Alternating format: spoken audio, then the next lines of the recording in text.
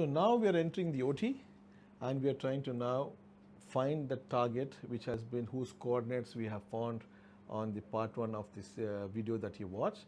Now I have to now burn that circuit, make sure that the patient has got significant improvement with the surgery. So is that as easy as I'm saying it is? Of course not. There's another science behind it. Hi everybody, my name is Dr. Sharan Srinivasan. I'm a stereotactic and functional neurosurgeon from Bangalore, India. Today is the part 2 of the brain circuit burning series, or RF ablation of the circuits for treating Parkinson's disease. So I already told you that one of the targets that we burn is called the VIM, especially if you want to have a predominant tremors with no other symptoms of Parkinson's disease. Today I'll also tell you what are the other targets available to treat Parkinson's disease. The other common target that we use is called the GPI. It's called the globus pallidus interna. They're all different circuits, different locations in the brain. So GPI is one of the commonest targets chosen by me and many of the other functional neurosurgeons who are doing RF ablation in the world. And it is used to treat patients who have tremors, who also have rigidity, who also have some bradykinesia, and along with that they have this on-off phenomena, and most importantly, many of them have this side effect of syndopa called drug-induced dyskinesia, like patients are constantly moving like this, which is part of the complication of the medicine, and one of the key important symptoms at which point surgery is mandatory or to be done earlier than later, which is drug-induced dyskinesia, because after that the syndopa dose has to be reduced and cannot be increased. So that's the situation. So in any of these situations, a combination of them, the GPI becomes the preferred target, and the name of the surgery is called pallidotomy. Okay, P-A-L-L-I-D-O-T-O-M-Y. It's called a pallidotomy.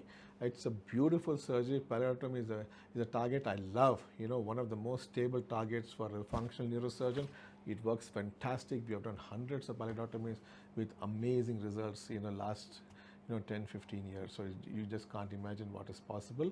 So once that is the second target, which is the GPI, and in the GPI, which is a large nucleus, we have to get the one corner of the GPI called the PVP, which is a posterior ventral pallidum.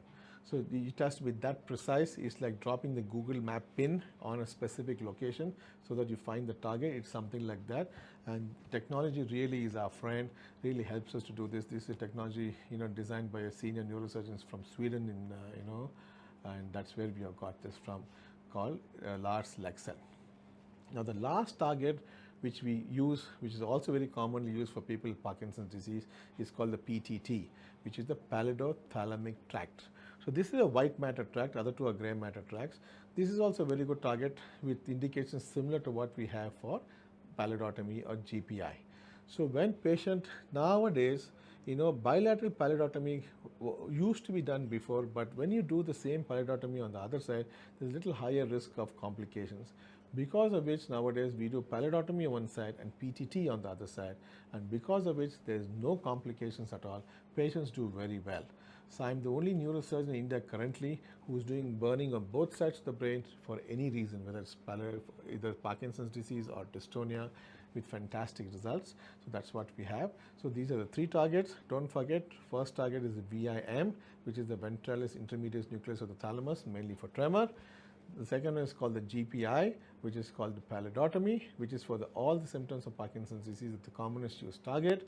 The third target, especially when doing bilateral surgery, or some of them are trying to replace pallidotomy with this, is called the PTT, the pallidothalamic tractotomy. So once the target is decided, the target is mapped on the software, we got the XYZ coordinates of the target, we got the XYZ coordinates of the entry point, now we enter the OT. Till then, all the work is happening by the surgeon outside the OT.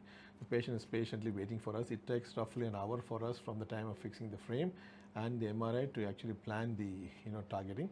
Once that happens, the patient is taken inside the OT. His head is fixed with the frame to the table so that it doesn't shake at all. The head has to be absolutely stable. Any small movement of the head can be disastrous as far as this is concerned. We have rock solid fixations available so nothing happens. Remember, this surgery is done under local anesthesia. Local, I always add one more, it's local and vocal. I talk to my patients, We have a good time. We crack a few jokes. He's sometimes singing song to me and things like that. I said, you enjoy yourself because anyway you have no pain. So most of the patients say that they actually felt no pain and they really enjoyed the procedure. Though initially they were very apprehensive and very scared and what's going to happen. But once they see me also relax and they see that it's not as bad as I thought it was, they have enjoyed the journey. Nobody has regretted or had fear coming out. So all we to do with local anesthesia there. Once we do that, everything is set. Then we scrub and we get in. We make a 14 millimeter hole in the skull. That's it, 14 millimeters. And then what happens? We fix the extra part of the frame. You'll see them in the videos which is accompanying this video. You'll see those things inside that where C is attached and then the the electrode goes inside. What is very important for us to know is the common question patients ask me or the family asks me, how do you know you're burning the right part of the brain? Is that an important question? Of course, it's a very important question. So for me to know that, because I can't see the circuit. When I'm going in 9.5 centimeters into the brain through a 14 millimeter burr hole, I see nothing. It's the technology that is guiding me. And to make sure the technology is right, when I, pass the electrode into the brain and we hit the target, we're checking the impedance all along. I always tell doctors, all of us became doctors because we don't like mathematics. We don't like numbers, we don't like all these things. But today, whenever I do these surgeries, I'm looking at the impedance, I'm looking at the voltage, I'm looking at the current, I'm looking at the pulse width, I'm looking at the frequency, I'm looking at the Ohm's law, I'm calculating so many things. You cannot imagine, why I'm doing surgery. I'm doing a physics surgery or a brain surgery or a combination of both. It's a very strange experience.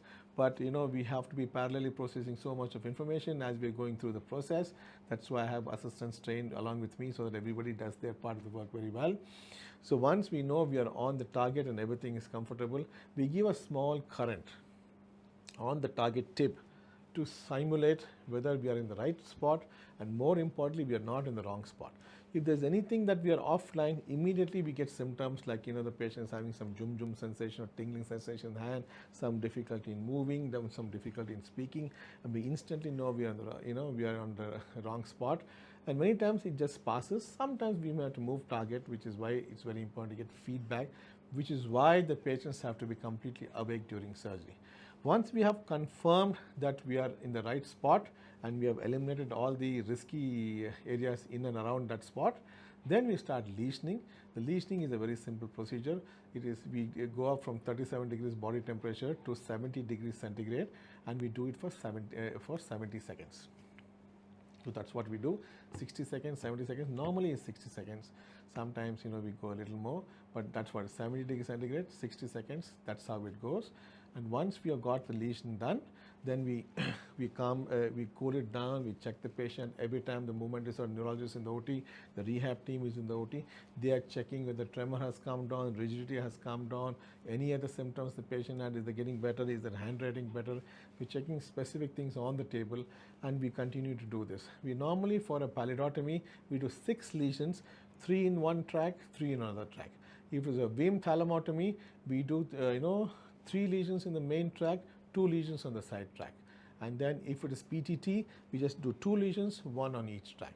So depending on different lesions, because of the size of the area to be ablated, some of the areas need to be ablated slightly larger, like pallidotomy. Some of the areas have to be burnt very small, like a PTT, and then you get the result. Most of our patients experience significant results during surgery. The commonest thing my patients tell me by the time the 4th lesion is done is, doctor, my hand feels as if I have taken the tablet Syndopa. And that's what we are watching, because the patient will be off Syndopa for nearly 14 to 18 hours from the previous night itself. So they'll be in the on phase, they'll be craving for the Syndopa, and the moment the surgical result comes in, they feel as if they have consumed the tablet, and that's the word I am waiting for. If my patients say that, then I know that we have hit the sweet spot, and that's when the results will be the best and for the longest period of time. I hope this gave you much more information and clarity of what happens during surgery, the journey of the surgeon, the journey of the patient, and the eventual results that happen. That's all from this video. Some more is coming in. Wait for it eagerly. Thank you very much. Namaste.